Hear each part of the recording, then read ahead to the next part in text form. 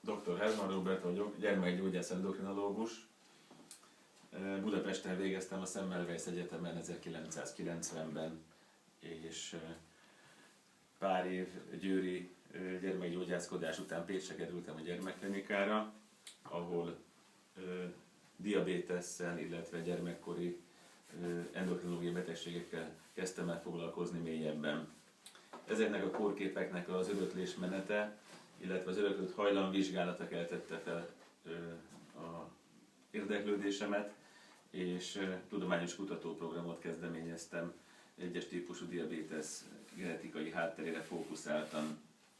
Ez később, egy 6-8 évvel később országos programmá bontakozott ki, amiben részt vettek a hazai gyermekdiabetológia centrumok is, és sikerült feltérképeznünk a gyermekkori cukorbetegség, illetve a társuló autoimmun betegségek, ide tartozik a lisztérzékenység például, ezeknek a genetikai hátterét. Több mint 2000 magyar család vizsgálatával feltérképeztük azokat a hajlamosító genetikai faktorokat, amelyek vizsgálatával megállapítható a családban, hogy ki örökölte a fogékonyságot a gyerekkori cukorbetegségre.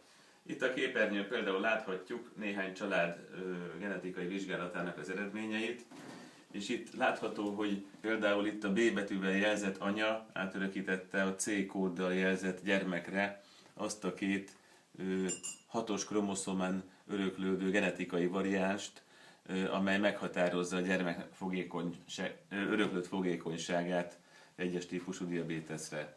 Tehát ebben az esetben például indokolt a gyermek követése klinikailag is az autoimmun folyamat monitorizálása szempontjából.